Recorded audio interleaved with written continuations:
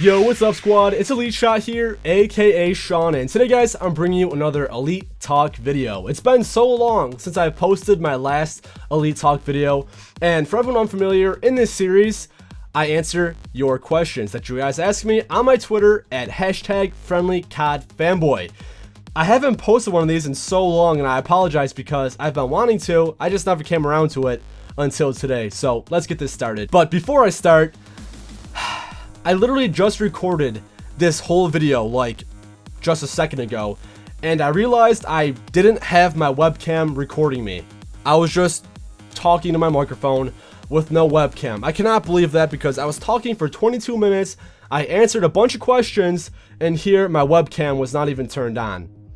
Huge fail, I know, but we'll restart this. Let's go. Alright, this first question comes from Brian. He said, what state do you live in? That's an easy question. I live in New York State. Now, if you're unfamiliar with New York and New York City, people sometimes think just because you live in New York, you must live super close to New York City. Now, the thing is, I live like 10 hours away from New York City, and I've only gone there one time. I want to go there more often, but it's just so far away, and I really don't travel too much.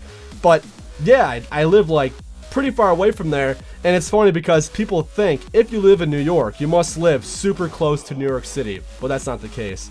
I live in Buffalo, to be more specific, which is a relatively large city, not super big, but that's where I live. Let's keep moving on. Alright, this next question comes from Johnny Bedard. He said, hey Sean, who is your favorite YouTuber? Not including yourself, that is. EliteTalk question. Alright, so I have a few guys on mind.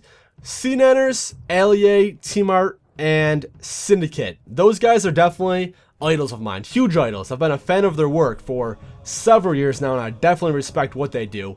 But if I had to pick my favorite from that list, it would probably have to be CNanners, because he's pretty much the one who got me started in this whole YouTube gaming thing.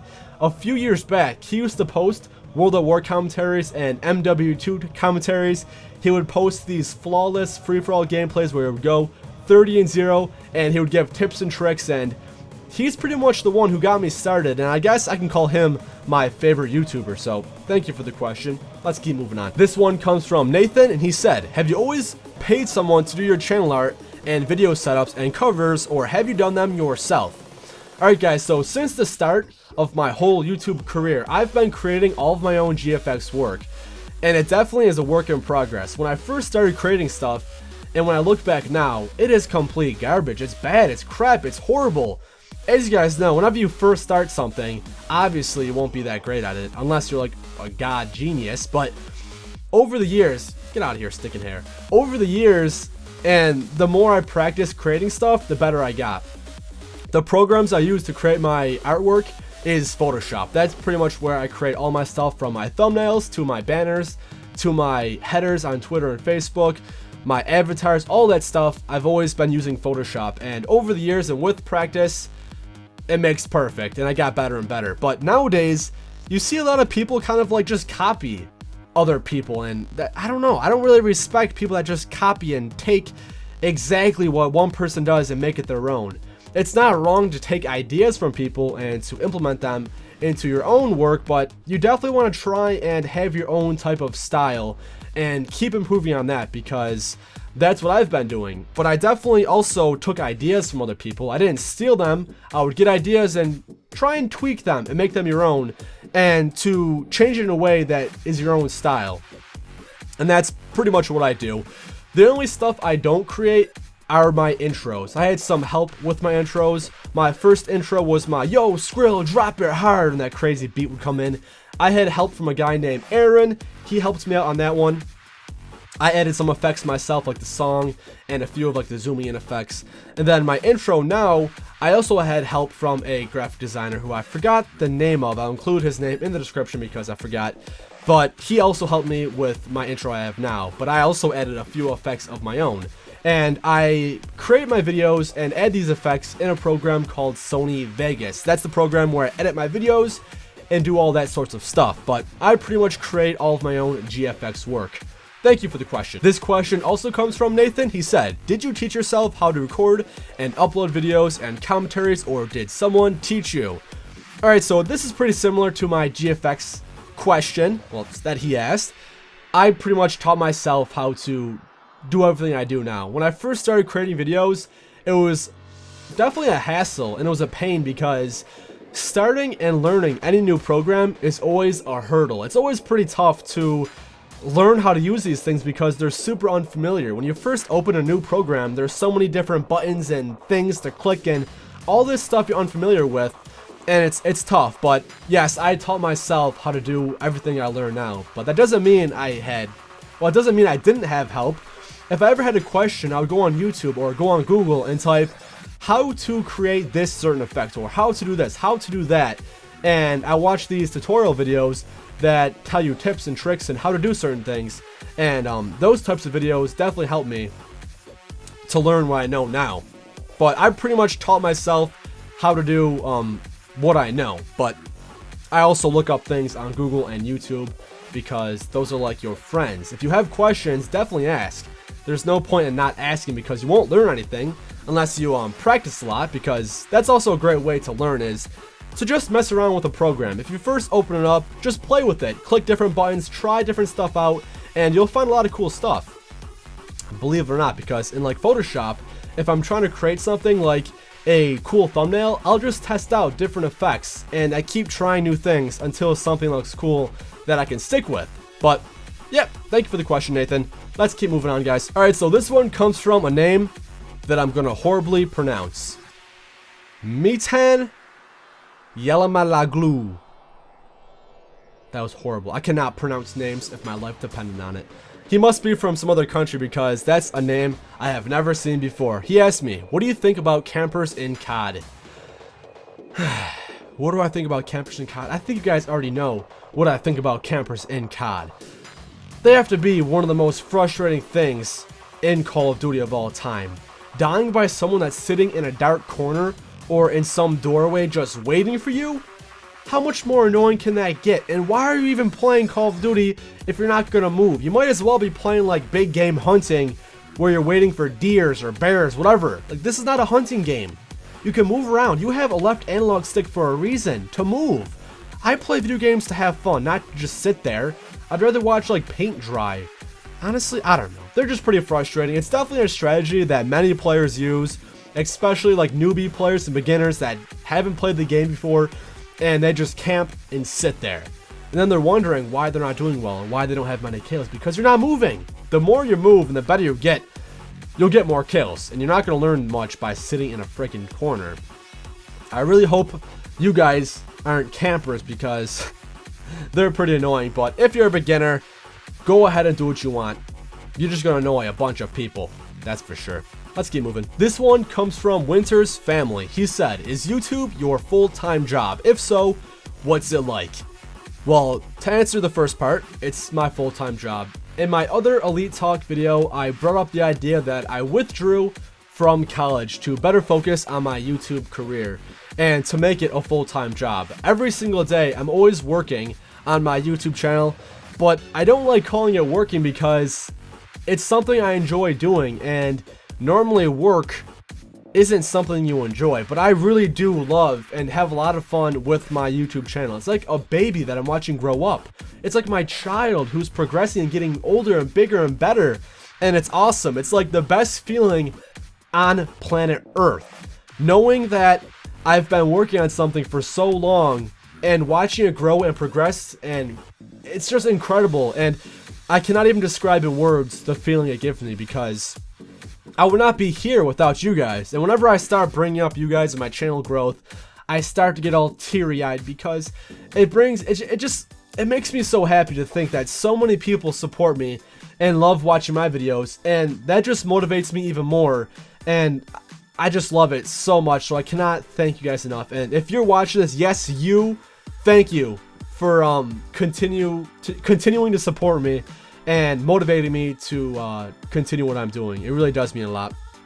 So thank you for the question. Alright, this question comes from Fort Minor. He said, would you ever consider of doing any giveaways or contests? Not too long ago, I gave away some Control Freaks, which unfortunately, the video was removed because apparently it's against YouTube terms of service to give stuff away.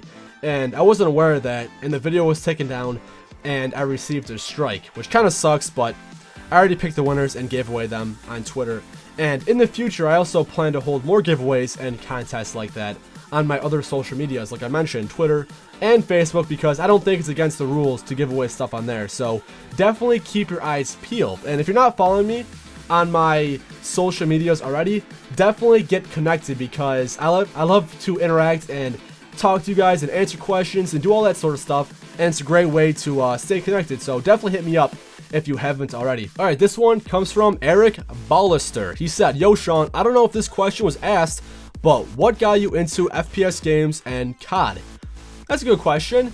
What got me into FPS games? I'm trying to think back.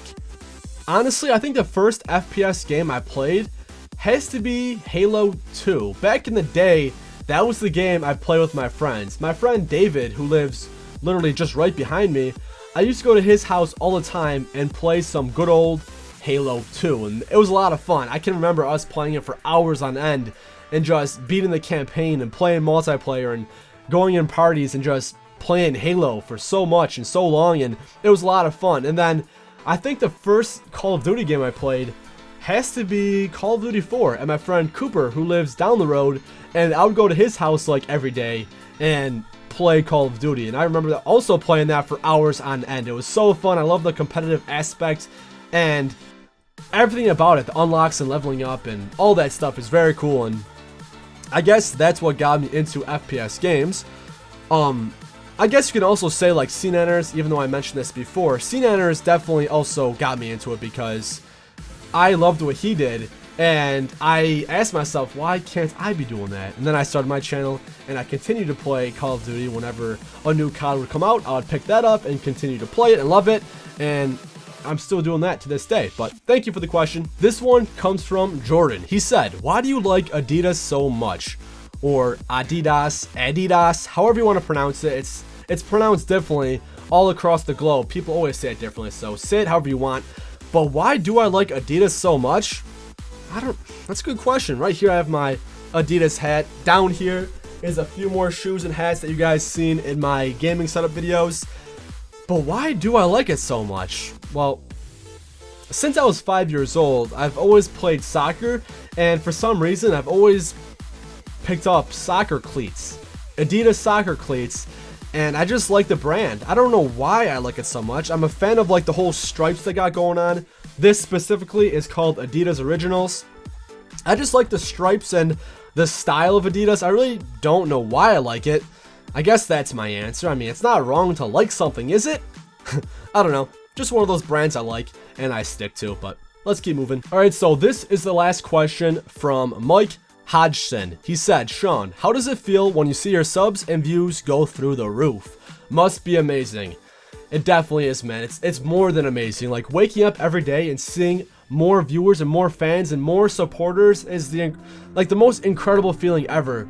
Knowing that all of my hard work pays off is amazing. The feeling of success, and I don't even know how to explain it. It's just the best thing ever, and I could not be any more grateful or thankful for you guys. And I always say thank you, but I really cannot say thank you enough, because it does mean so much, and it really is amazing. Because I've been working on this for several years now, at least 3, maybe 4 years on YouTube. I used to have my old channel where I posted content, Call of Duty and other games, and that channel I spent, I think, 2 years on. Then I created this channel called EliteShot and have been on this for, I think, a year or 2 almost. And it's just so amazing that every day I'm gaining more supporters, and it's just so great. And I really cannot even describe how it makes me feel, because it's just too amazing to even say in words. But alright guys, that's about all the questions. If you want to ask me something for another Elite Talk video, send me a tweet at EliteShot and include the hashtag FriendlyCODFanboy in your question if you want to be answered in another Elite Talk video. And guys, make them good questions, make them thought-provoking. Try to stray away from what's your favorite weapon in Call of Duty. You know, try to stray away from Call of Duty questions, because I'm always playing COD, I'm always talking about Call of Duty, and ask me some more personal questions. Ask me things you guys don't know about, and whatever you want. I like to be as personal as possible, and I want you guys to know me as much as you can. So ask whatever you want. Make them appropriate, please. Nothing too crazy, but thank you guys. I'm pretty pooped now. I had to redo this because the first time I forgot to record my webcam, which was a huge fail. Let's not do that again in the future because that's just a waste of time and a waste of my breath. But anyways, guys, as I always say, it's EliteShot here, aka Sean, your friendly COD fanboy. I'm signing out. Peace.